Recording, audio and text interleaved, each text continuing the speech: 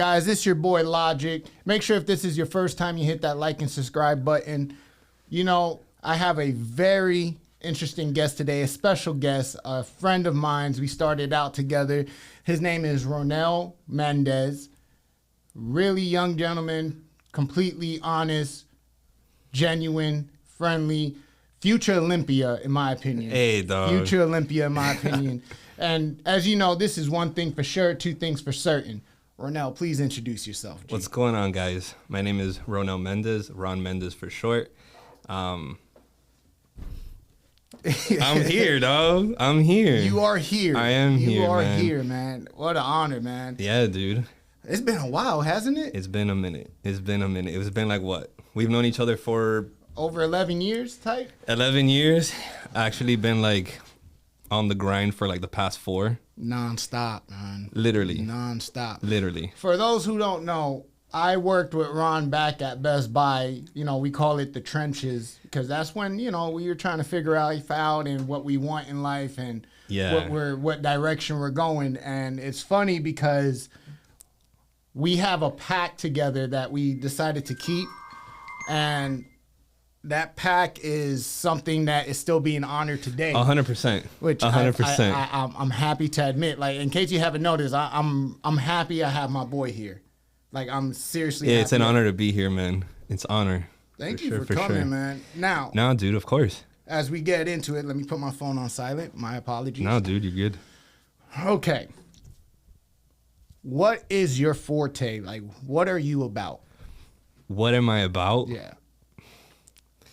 Dude, that's a tough question. I never had anybody ask me that. Like, what I'm all about, honestly, bro, I'm very passionate about the journey, Okay. right?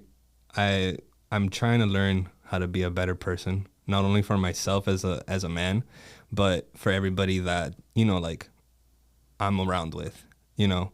I'm pursuing to be the best in the world in my passion and my craft, you know, but it's a very steep hill. It's a very, very, very steep hill, steep mountain. And there's so many things that it's so cliche. I hate to say it, but it's all the small things that they really do add up. The smallest things make the biggest impact in life, man. 100%. And if you guys haven't figured out what we're talking about, my brother here is a bodybuilder, not, you know, for a hobby, an actual professional bodybuilder. He is on his way, and we're going to get into that. So before we get into the whole gym, let's talk about your upbringing. Where are you from? Where am I from? I'm from 305. I'm a Kendall boy at heart. Woo, Kendall in the house, Kendall, man. baby. You know, Yes, sir. My parents from Puerto Rico, both of them, right? My whole family's from Puerto Rico. I have family all over scattered throughout the states. I have a majority of them living in Puerto Rico.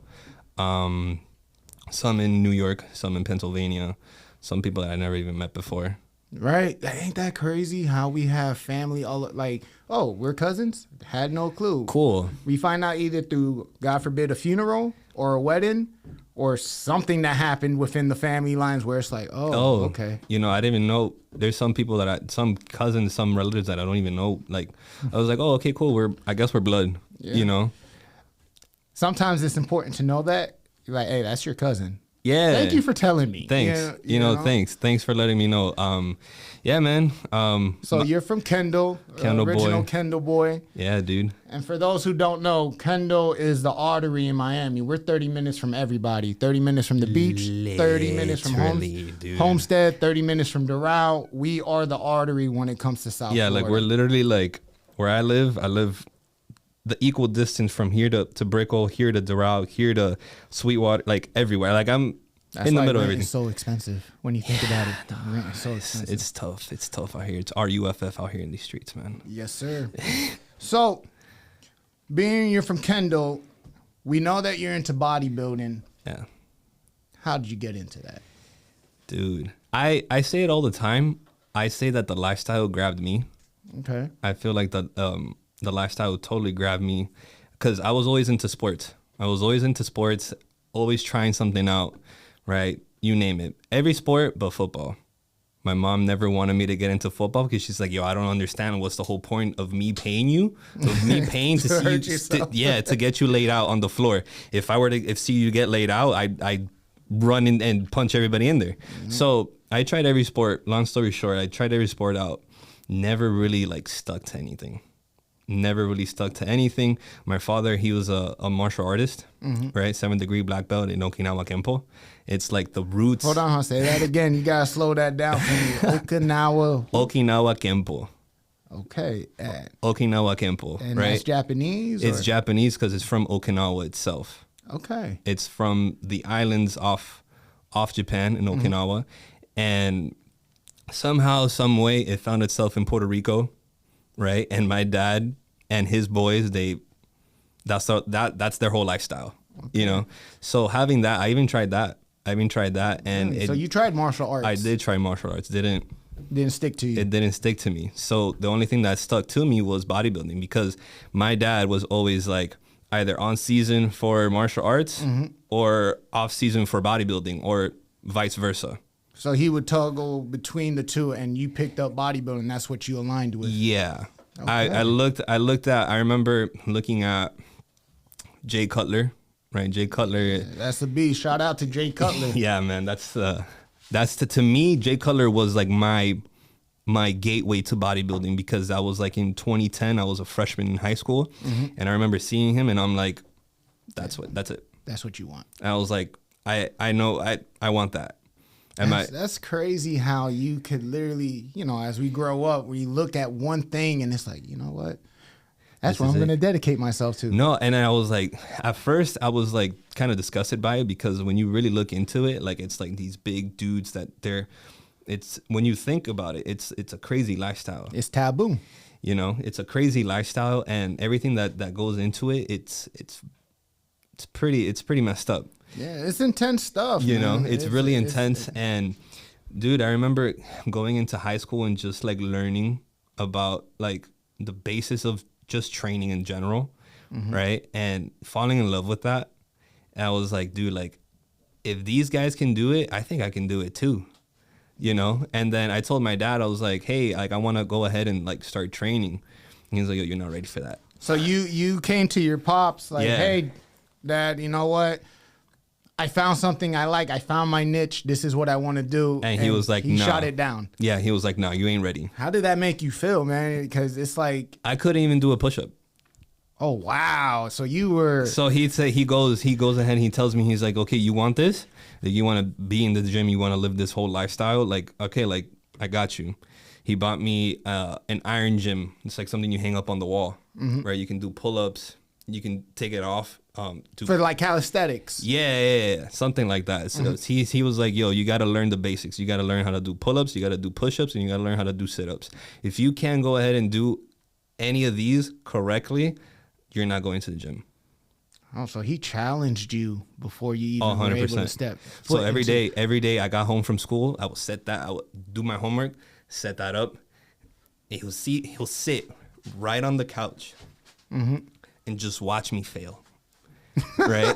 I would do like a half rep. I remember like just going on the pull-up bar and like not even like I couldn't even hang from the bar. Oh wow! So you were like you weren't even a rookie, bro. No. I was 120 pounds wet. Let's put it like that. Yeah. So it got to a point where I was like learning from that. It's like, okay, like I have to go ahead and do this. I have to go ahead and prove to, number one, my dad that I can do it. And number two, I want to live this lifestyle. You want it. Yeah, definitely. I've always wanted it. So over time, it literally took me like a whole year and change. Wow. Most people would have given up. 100%. Most people would have given up because it's like, well, my dad doesn't believe in me.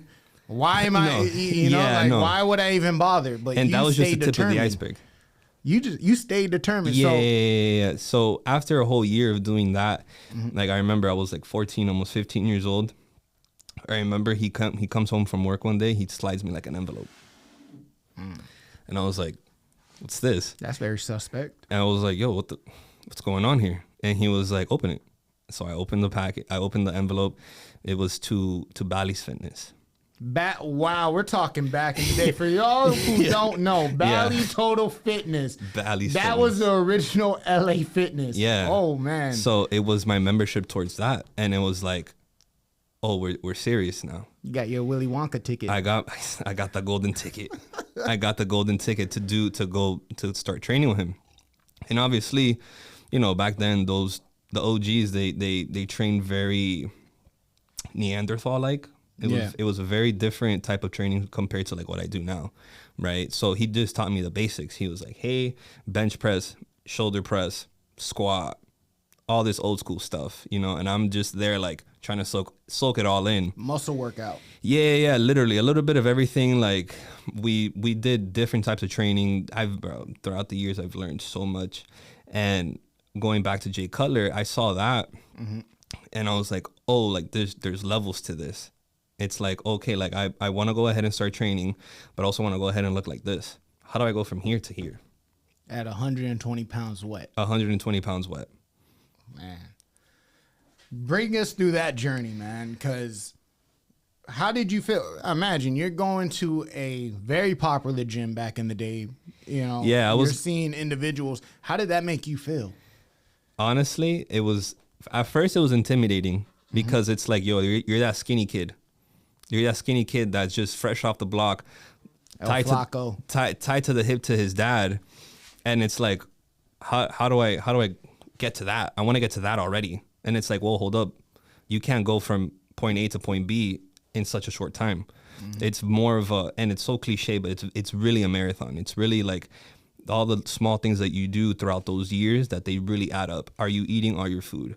Are you sleeping properly? Are you executing your exercises properly? This is a lot of discipline for a young kid to go through. No, man. And it's crazy because I know that's like the only thing I ever wanted to do in my life. I've had throughout my life, right? I've gone to school, changed majors. I've done a whole bunch of things, changed my mind off everything that I've done. But the only one thing that seems consistent is that.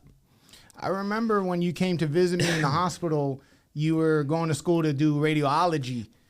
And then after that, I took time off. I took 2 years off, and then I changed my major again. And then after that, I was just like, yo, school's a scam. And I gave up. Toma.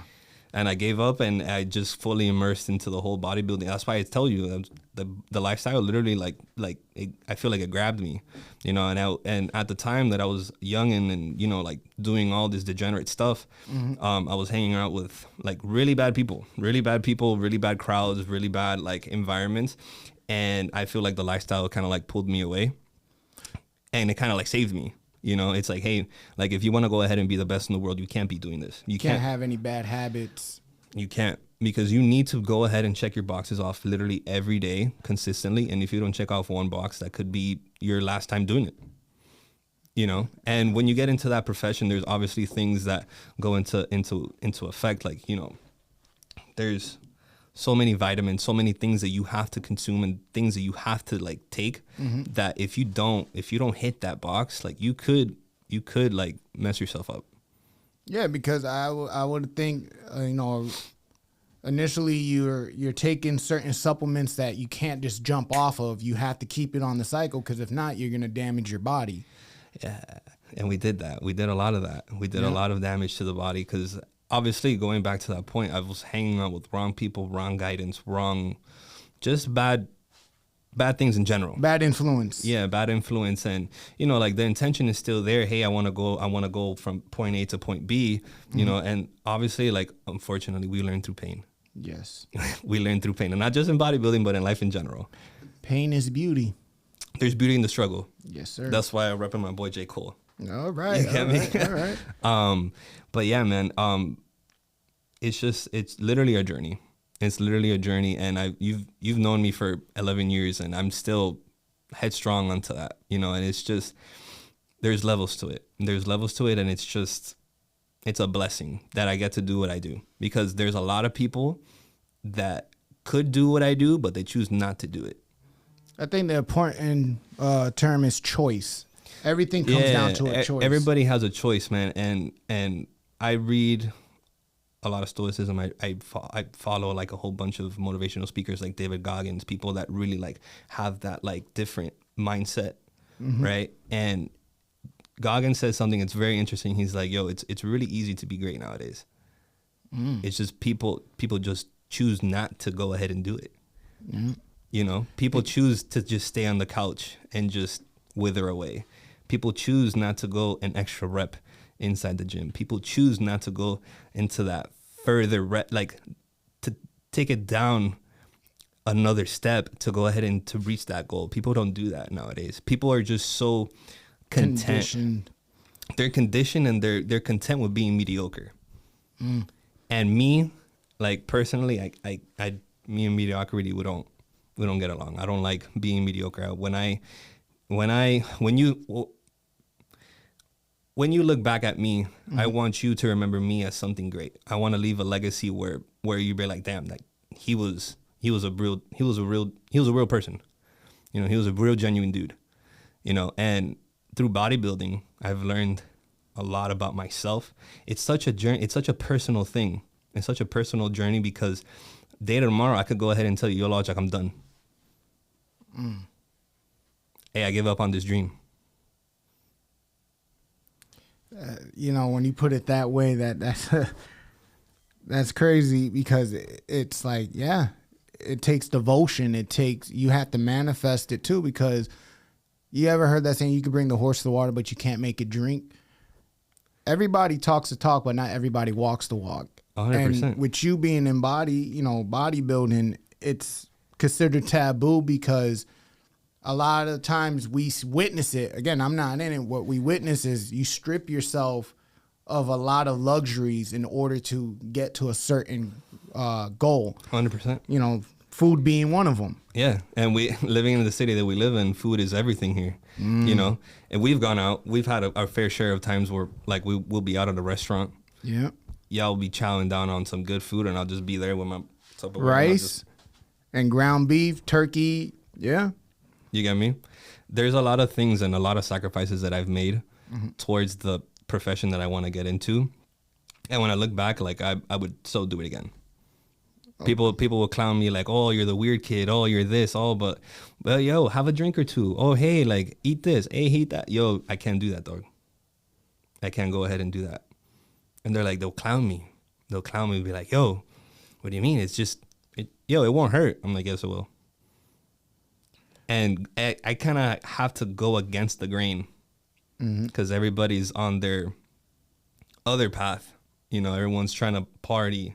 Everyone's trying to have fun. Everyone's socialize, and you're here looking for you're in a position where you're looking for your village. 100%. Or your tribe, per se. 100%. And I still looking for that tribe. Still looking for that tribe. You know. So as you had advanced into bodybuilding, so it pretty much molded you in the mentality, okay, this is something that you want. You had to discipline yourself. And fortunately, at that time, it took you away from people who weren't the best influences on your life. Also, how did that affect you with your family? You know, like, how did your mom feel about you doing bodybuilding? Because I imagine if it's football, you know, she didn't want you doing that. Then you have bodybuilding. I'm pretty sure she sees the news like heart attacks and overdoses and chemicals put into the body. How does she take the response of you? So I remember the day I told my mom I wanted to be a pro bodybuilder, she laughed. Oh, wow. So your dad at first denied you, and then your mom laughed. Yeah. She was like, wow, man. Well, how about you get a real job? Because as it turns out, the sport of bodybuilding does not make any money. It doesn't. You put more into the sport than what you receive, right? So when I told my mom that, she was like, what are you talking about right now, dude? Like, that's not... You got to go to school. You got to become somebody. You have to make yourself valuable. You want to do something that doesn't pay the bills. You got to get a degree. You got to get this. You got to get that. And, dude, honestly, like, at first, I was like, damn, like, nobody wants me to do this. Yeah, you didn't have a support. Surprisingly, you didn't have a support system. I got to amend you, bro, because the average person would have been like, yo, I ain't got no support. I ain't going to do it, you know? But you stayed persistent. I stayed persistent, bro, because I know the one thing my parents taught me is that, yo, if you want to do something, you got to be the best at it, right? If you got to give it your 100%, you got to, you know, like, really, really, really, really be passionate about it and just go. right? And that was when I discovered bodybuilding. That was my thing. I was like, okay, like this is it for me. Like to this day, like I'm, everyone's a little bit lost in this journey that we call life, and the only thing that's kept me grounded, right, and molded is bodybuilding, and looking back now, like I thank God, I thank everything like that's happened, because without that, bro, I wouldn't be here. Really? I wouldn't be here. I'm very fortunate to be here. So you have an intimate relationship with bodybuilding. Yeah, man. Like I don't want to make it my identity either. You feel me? I don't want people to be like, "Oh, Ron the bodybuilder." Like, yeah, but it's part of who you are. It's part of me. You feel me? It's molded me. It's like my foundation of like how I carry myself and the things that I want to like do with my life. So yeah, when mom laughed, it was like, damn, like that one stung a little bit, so it's like, okay, everyone's against me. I used to think that. I used to be like, oh, the world is against me, F the world, F this, F that, and just carrying this anger. And it was like more of like, I'm gonna show you one day. When everything aligns, I'm gonna show you like what's up. And when I do this, everything's gonna line up. Even like on my first show, I remember my mom telling me, she's like, yo, I hope you never do this again. Really? She was like, yo, I hope this is something that like it was just a phase. And you just get out of it, you just grow out of it. And I was like, nah, Mom, like. To take a moment just to explain to you guys, I don't know about you guys, but me personally, our parents are essentially our heroes. So when your hero is telling you it's not worth it, that your dreams is not a dream to them, that's where you have to fight yourself. Like, what did that do to you mentally, man? Mentally, honestly, like it was very... It hurt a lot. It hurt because it's like, again, back to your point, like your parents are your heroes. You look up to them for such a long time. And the moment that you have an idea or something that you want to do, they're like, yo, forget about that. That doesn't work. That doesn't work. What works is X, Y, and Z, 1, 2, 3. And it's like, at first it was like I was hurt, but then being told that multiple times, like, yo, like, what are you doing? Starts beating down into your mental. And yeah, it's like, yo, you're living under a roof. You don't have a degree. You work a certain amount of hours. Like they just start pointing out the negative stuff. And to me, like at first it was hard. It was hard to deal with that, because it's like, yo, like it's your parents. Like you take their criticism harder than anybody. Because honor thy mother, honor thy father. Exactly. You feel me? So how do I be a good person, trying to honor what my parents do, but also be happy with what I want to do? I think that's the challenge right there. At what point do you say, you know what, Mom, Pop, you lived your life. I want to live my life. I'm going to do my own thing. That takes strength, and it comes from a raw place, because it's a stir of emotions. Yeah, man. Because again, you don't have like a real path in that time, because you're figuring out as you go with a lack of support. Yeah. And everyone's just giving you the negatives of why you shouldn't do it. Exactly. And you're like, no, I want this. I want this. So it's going, like, again, like my family wasn't supportive back then about it, right? My friends were against the grain about it. Everyone's telling me like, yo, Ron, stop, dog. Like, yo, what are you doing, dude? And the only person that actually gave me my support was my younger brother. Your younger brother. Let's go into that. Your younger brother, man. My dog, Ruben. Ruben, explain to me who Ruben is. So Ruben's my younger brother, right? He's my brother, but I say he's my son because that dude is literally like attached to the hip to me. He's literally like a mini me, right? My brother has autism. He's 25 years old. And for a point in time, like we didn't click. Really? We didn't click. Well, growing up, we would always fight. We would always like get into like arguments, this and that and the other, because he thinks differently. Well, I imagine it's hard on you having a brother with autism, and then at the same time you're trying to chase your dreams, and then you already have the static coming from your parents, and then you have your brother who's literally in the crossfires of all that. So there was a point in time where I left the house. I left the house because I was living with somebody else at the time. I was living with a relationship that I was at. Whatever, I was in there, and it kind of separated me and my brother. It pulled you out of a toxic environment? But I left him in there. I left him in there, And when I got out of that relationship and I went back to the house, it's like, oh crap, there's a void. There's a void between me and him. You know, there's a void that we don't connect the way that we used to. You know, we went from arguing every day and, I can't stand you, to be like, yo, dog, I miss you. You get me? And after that, it was just one of those things that, like, now, dude, that dude is inseparable to me, dude. Like, hey, he calls me, he texts me, he does everything that he does, he tells me. Yeah, I see you guys. Seen your social media, like, even with your work when you're putting it in the gym, you always make time for him to actually work out and be there for him and support him. Because, like, for him, it's a different scope of, like, fitness, because he doesn't want to get big, he doesn't want to get jacked, but he doesn't do much. He doesn't do much because he has, with his disability, it's hard for him to, like, comprehend stuff and get acclimated with people and like follow orders, and it's tough for him to go ahead and, like, get a job and be successful. So he's just kind of, like, lingering around in the house, and I can't see him like that. You wanted to give him an outlet. Yeah, I wanted to give him, like, a source of, like, hey, like, let's go ahead and do this. But he's super, like, nitpicky. He's like, oh, I don't want to sweat. I don't want to do this. I don't want to do that. So it's like, okay, like, how do I go ahead and make my passion, like, enjoyable for him too? You get me? And I can't manipulate him. I could easily do it if I wanted to. I could be like, hey, I need help with 1, 2, and 3. I need you. Come here.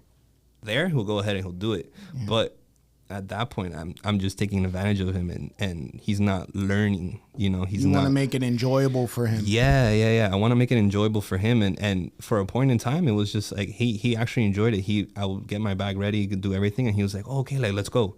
He'll start training and he'll start doing his thing. Like, everything comes in waves. I have to, like, I can't go ahead and force that lifestyle onto him. If he says, hey, he calls me Red.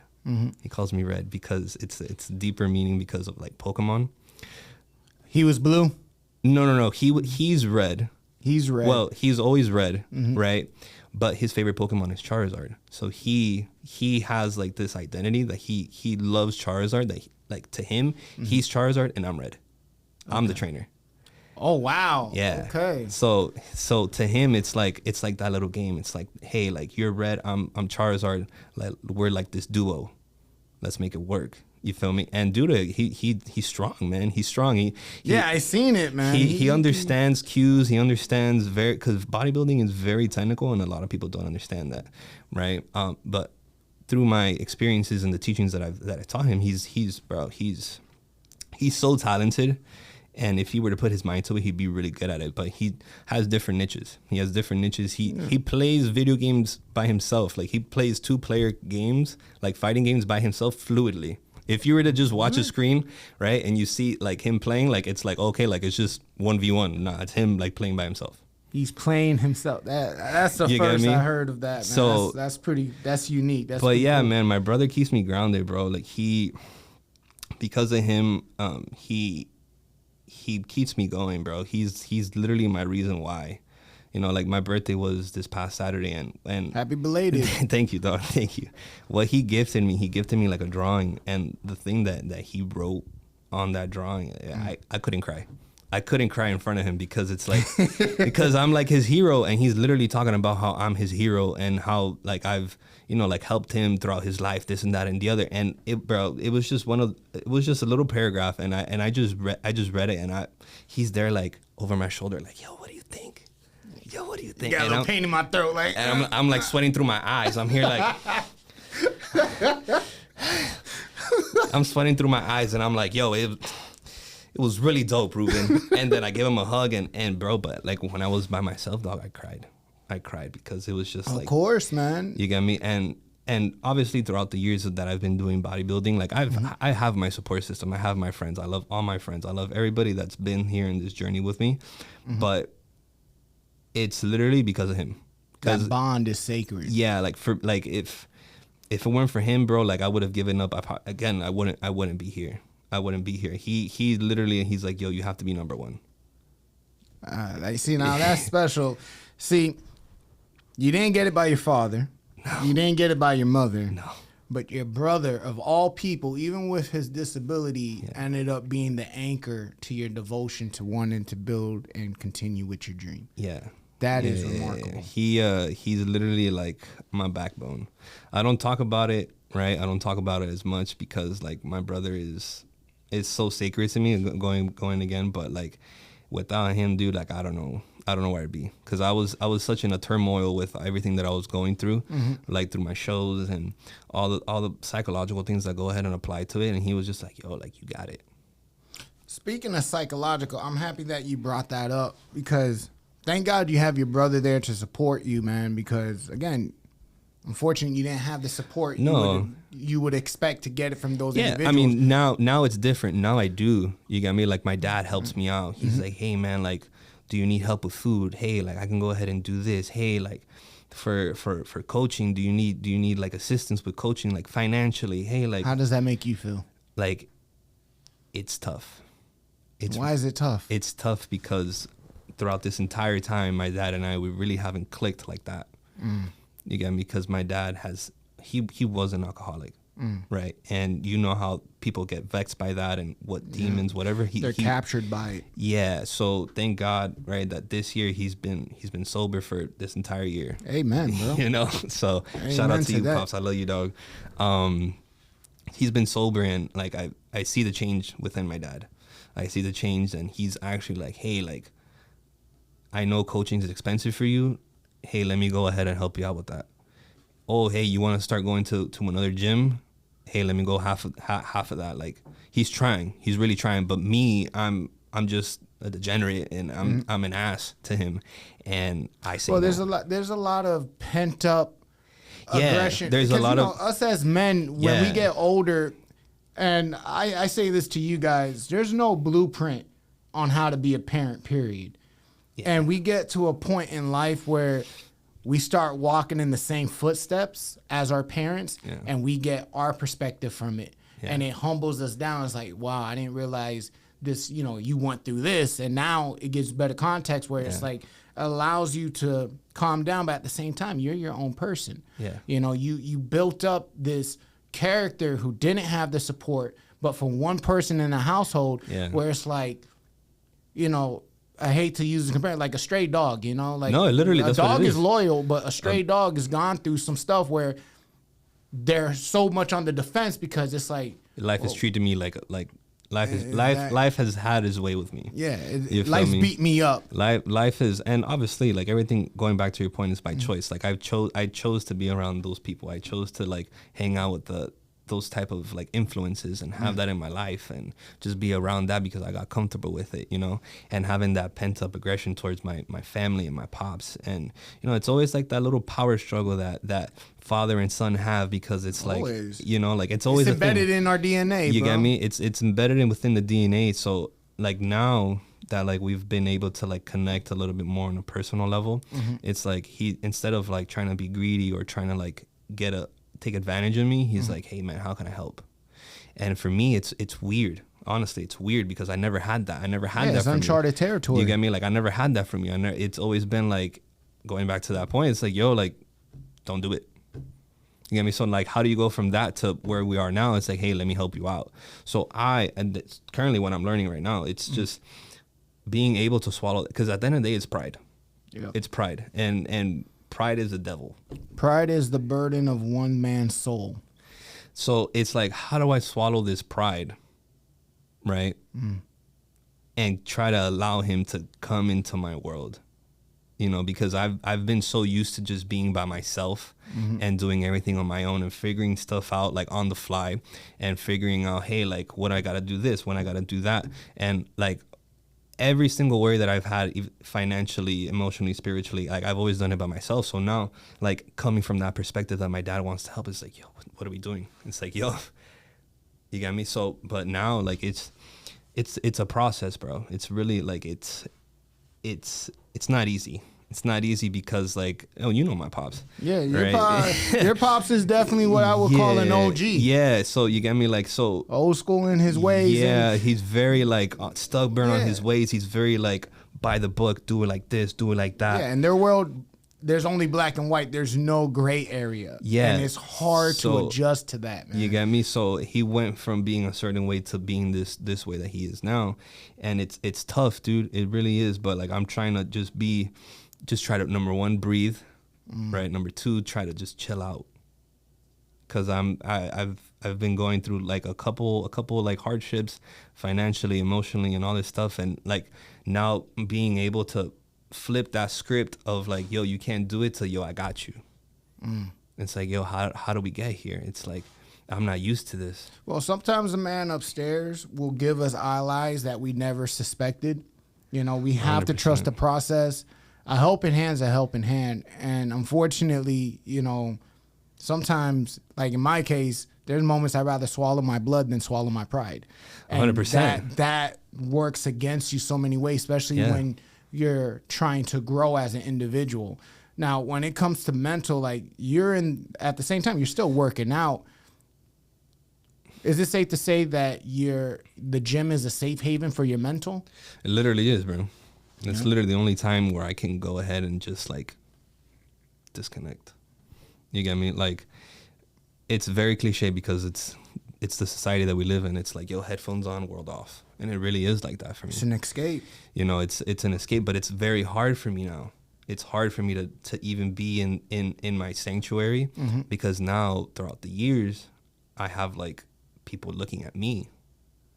I have people like coming up to me, hey, Ron, what do you think about this? Hey, what do you think about that? And it's like, oh, you're approaching me at the wrong time. You're namaste. Yeah, you get me? Like you're in my, listen, bro, this is my bubble. Yeah. Okay? Like, go in your own bubble. Like, it's the warrior in the garden. Let me garden my, you know, like, let me do that. Well, let me ask you this. When you were working out, you know, obviously you transitioned into a more serious gym. How did you maneuver around the OGs in the gym? Honestly, how do the way I maneuvered them is just I just adapted to the things that they would do. Really? Yeah. So I remember when I got into Miami Iron, right? When I was in Miami Iron, like that's a dead serious gym. The very beginning, it was. It's not the same way that it used to be. Really? Right? It's a totally different environment. So the guys that I grew up with, it was one of those things that back then, like you wouldn't see kids like posing in the mirror or like how they do now. Like the gym culture shifted such a significant amount, right? You don't see kids posing in the mirror. You don't see the tripods. You don't see the kids like trying to do all these trendy stuff. You get me? Back then, it was just like, yo, you know a bodybuilder, but just by the way he looked. You know an OG just by looking how he dressed and how he carried himself, and he was just very quiet, very calm, collective, and he just got to work. Treated it like a 9 to 5. Yeah. It's literally, and I say it to everybody. Bodybuilding it's like a full-time job. Yeah. Nowadays you can get away with like having a lifestyle of a bodybuilder. Like you can go out, you can go do all your other things, whatever. But if you're like a competitor, dude, that's a completely different ballgame. It's a complete different ballgame. And the way I maneuvered through that is that I became that, right? So me personally, I'm 28, right? Born in 96. You're a young buck, bro. Yeah, I'm still young. You're a young buck compared to me. Yeah. You see these grays right here? These grays, this is experience. Yeah. Run, dog. Yeah, no. It's like your knees is the first thing to go. No. Run. No. Listen to me. Run. So I'm blessed and fortunate to be where I am, like when I was born, because I was born in between like the middle ground between like that last wave of like that old school generation, but like the first wave of this new social media. So it's very fortunate because you understand the new direction, but you got the discipline of how it originated. I fall back towards the old school because that's all I know. I fall back to that because that's what my dad did. That's what the OGs taught me, and that's all I know. So now I'm in a position where I've gotten the work and the discipline done, right? I know the things and I have acquired the knowledge that I've had over the years, but now I have to go ahead and like showcase that.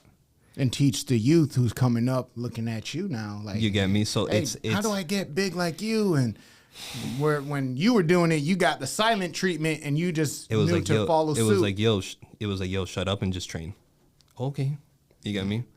So with you and during that what would you, now that you're in the position of power to change it, what are some ways that you change addressing those who want to look up to you or follow suit? It's a very difficult line to walk, because kids, and I've learned like going from a kid to like now what the generation now calls unk, right? Bro, don't even get me started.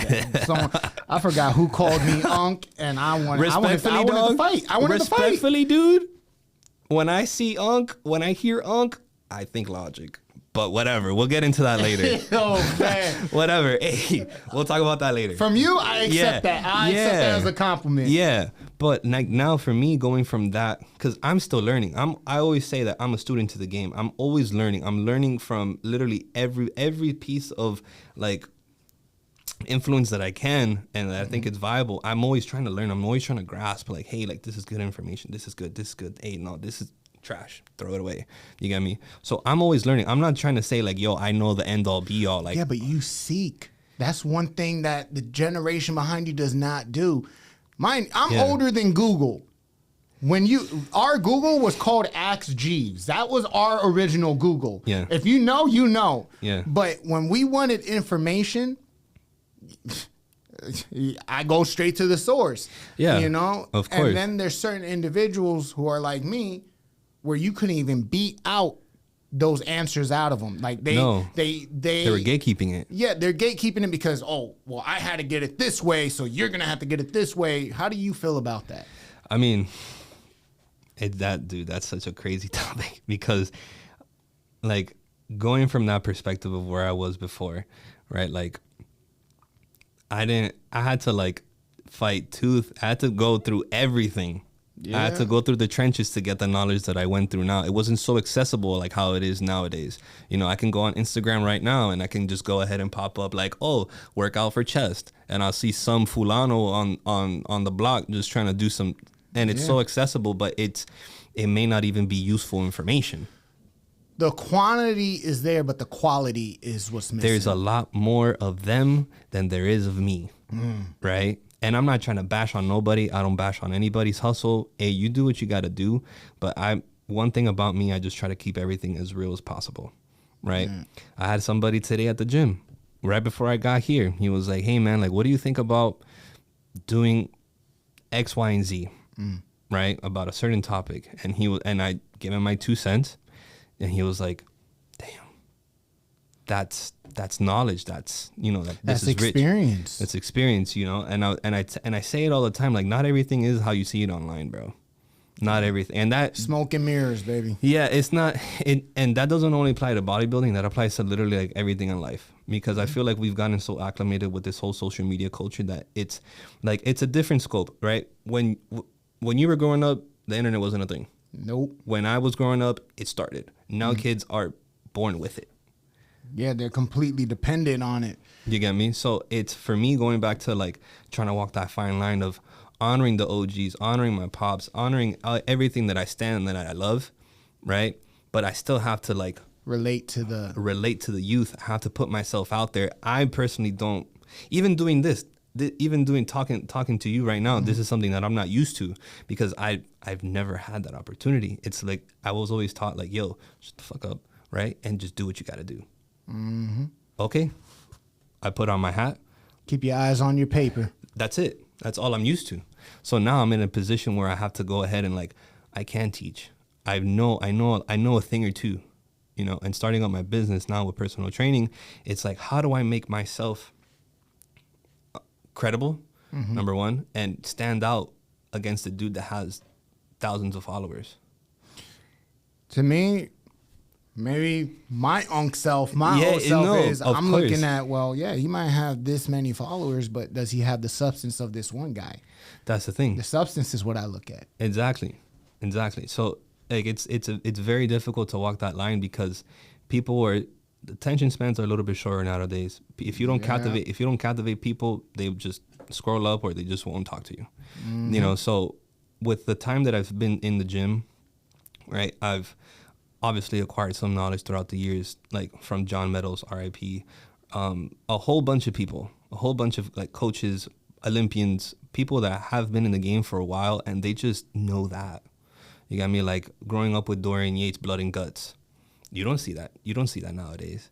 You got me like when it's literally like a dungeon, 4 walls, you and that's it. C.T. Fletcher. C.T. Fletcher. His most prominent saying is like, "You're not eating for taste, mother." I don't. You know? I really don't. I don't. Yo, people literally say like, "Oh, you must enjoy that food." And I'm like, "No, I don't. I don't. I literally eat just to fuel myself." You know, like, yeah, cool, you can add some spice here and there. It's but not the same, bro. It's not. Because when I didn't even go to the degree of you, but when I was trying to, bulk up, bro, I was eating 3 steaks, eggs, and hash browns. I ate that for a month straight, and I don't like it. Like, your brain, you have to. Right now, I'm doing a watermelon fast. Yeah, no. And I'm not happy. No, like, You might see me smiling. I'm not happy, bro. No. I'm not happy. Ain't no way I'm happy. Like, it's more of, it gets to a point where it's like, okay, I'm doing this to reach my goal. It's not personal. It's just part of the process, and you have to trust the process. And you're in that mode 24/7 type. Yeah. I wake up. I'm only this for 7 days. This is your life. It literally is. You got me. I've been training for over 10 years, right? I've been training for 10 years, taking bodybuilding seriously for like almost year 4, right? Mm-hmm. Yeah. And it's embedded into my system. That's why I tell you, that's why I keep on telling you, like, I feel like the lifestyle literally grabbed me, and it molded me to who I am now. And now I have to go ahead and find myself in a position where I can teach and tell people like, hey, like, it's very simple. It's very simple how to train. It's what's the proper word? It's very monotonous. It's very monotonous. Bodybuilding is very monotonous. I would say probably the hardest thing I think for you would be those who dabble in it but don't take it serious, because the time that you give them is limited. It's very true, because like when I'm at the gym, I'm very like, hey, like headphones on, world off, hat down, whatever. Hey, like you see me working, yo, I'm working. Like, yo, please, like, respect my space. But if you go ahead and come up to me and say, hey, man, like, what do you think about this? Who am I to go ahead and turn a blind eye to you? Because when kids come up to me, I think about when I was in their shoes. I think about like being at that age, looking at somebody like me and being shut down. Change history with yourself, the way you move, man. So I have to go ahead and say like, okay, how do I deliver this amount of information in the shortest amount of time possible and get back to what I have to do? Let me ask you this, now that we're amongst those lines, in bodybuilding, who do you look up to and why? That's a tough one. 'Cause you have a whole bunch of kids looking up to you, so I'm curious to who you looked up to and what was the reason. At first, my journey began with Jay Cutler in 2010 when he won his last Olympia, and I was just immersed. I was like, holy crap, this dude is him. This dude is like, yo, he's that guy. So when I saw him, I went back in time. I went back to the OGs. I went back to Frank Zane, Franco Columbu, Arnold Schwarzenegger, Sergio Oliva, right? I went back to all of that, and I just literally dove into the history, right? Dorian Yates, Lee Haney, like all these prominent bodybuilders that have been existing for all this time. And when you really look into it, like it was a different culture back then. And in your world, these are the Tupacs, these are the Biggies, these are the Big L's. Yeah. Okay. It's literally to give proper context to you. Yeah, you know. But the person, I guess, if you really want to ask, like, who was that person that, like, made that click, it had to be Dorian Yates. Dorian Yates, a 6-time Mr. O, right? Wow. From over back in the pond. And he will only come, you'd only see him at the Super Bowl, at the Mr. Olympia. He would win, I'm out. You won't see me. Back into it. Yeah. That discipline is something else, man. So, and then with this new current generation, obviously, I'm pretty sure you know who Chris Bumstead is. Chris Bumstead, I remember when Chris Bumstead started. I have friends of mine that competed against Chris Bumstead when he was a nobody. Really? I have people I know. Shout out to my boy Kev. Shout out to my boy Matt, because they competed against him. It's a small community, man. But it's big at the same time. Yeah, man. So they competed against him, and bro, we all remember when he was nobody. We all remember, and I remember reposting his physique. I'm like, yo, man, like, this dude is him, blah, blah, blah. Like, hey, this guy's going to beat somebody. And I called that, like, in 2018, 2019, and... Yo, remember, just saying it, I already called it. This guy's going to beat somebody. Thank you, bro. Thank you. This guy's going to beat somebody. Thank you, man. Yo. Thank you. Oh, thank you. I get respect when it's due, Yeah, man. I believe in you, brother. Thank you, man. Deeply... yeah. For y'all who don't know, I do this thing with $2 bill. Oh, and dog. This was about 11. I thought it was a few years, about 11 years ago. Yeah. Where I met him at, Dayland, and we were talking, and we all have dreams in life, but everyone talks about the dreams, but ain't nobody get behind it. No, bro. So pull out a $2 bill. I rip it in half. Here's his half. This is my half. And I wanted to start my podcast. He said, I'm going to bodybuild. And years later. To this day. Where are we at? We're here. We're here. Like, that right there. There's some people who say their dreams and never start them. Yeah, dude. Do you know how scary that is? Yeah, dude. And I was scared to start. Don't get me wrong, but it's scarier knowing that you didn't. Yeah, like that's one of my biggest fears is not living up to my potential. You get me? I don't want to pull up on God's door and he tell me, like, he pulls up like, yo, Ron, you were bum. You were amateur bodybuilder, loving brother, this and that and the other, blah, blah, blah, blah. And I look at him, I'm like, yo, that's not me. And then he tells me, like, you were supposed to be that. Man, that would mess me up. You get me? Yeah. So I don't want to, like... The two greatest days of your life, the day that you're born and the day you find out why. Define your why. That's what we're here to do. Exactly. So I don't want to live my life, number one, owning anything to anybody. Right? I hear that. And I want to make sure that I become the best in my craft and the things that I do. And I want to leave a good legacy. You feel me? I have a tattoo on the back of my neck, right behind my ear. It's called Kaizen. The philosophy of Kaizen is Japanese, right?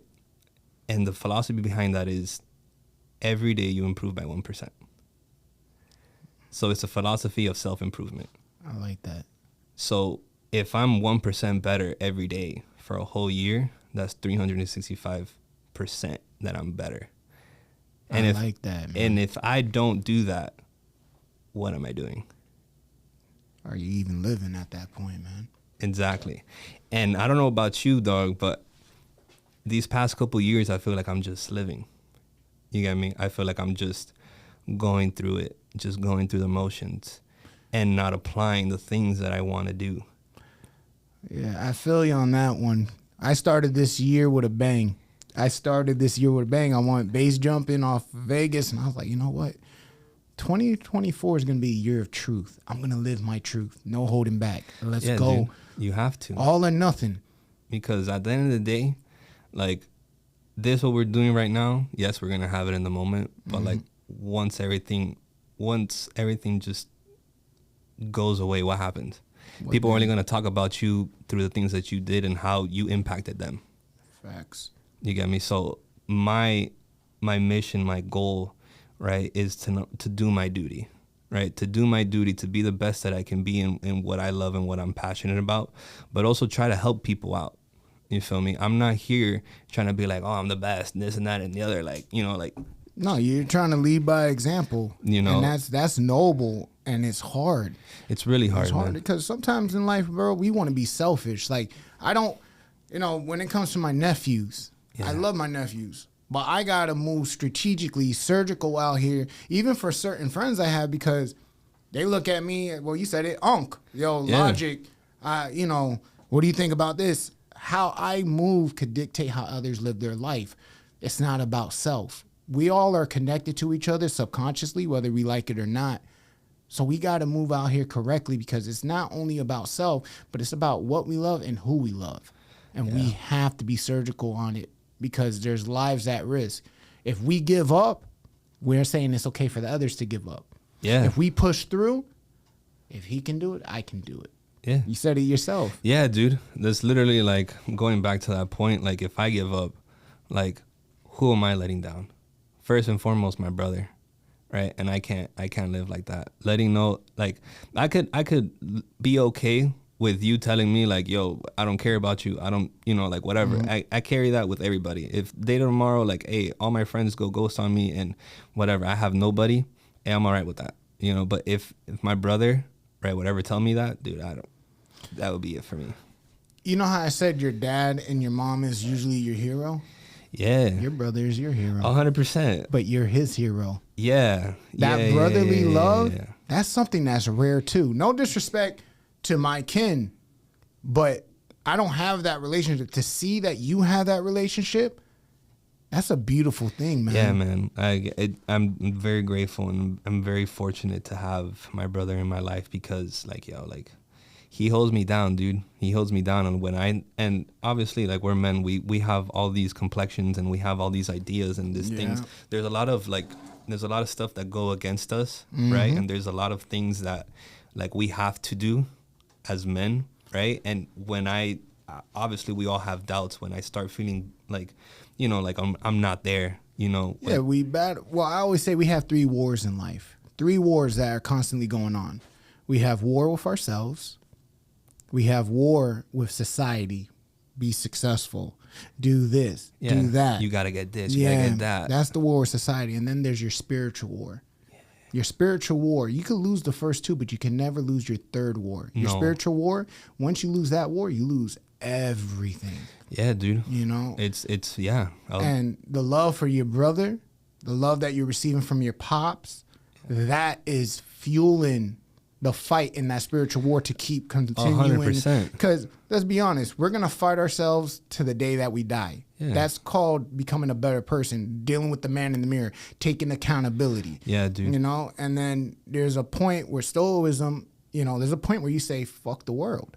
It's not that you're mad at the world, but you're deeply focused. Like, I'm going to do what I got to do to get the peace that I want for myself. And nobody's going to stop me. And that's the beauty of it. Because now, right, with my journey, right, with everything that I've experienced and all the trials and tribulations that I've had in my life, I've been at, like you said, going at war on myself, everybody, and spiritual fight, But now, since I flipped that script like 2 years back and going through the things, reflecting back on it, like, yeah, those people treated me really poorly, right? Those people like ran the dirt through me, right? Yeah.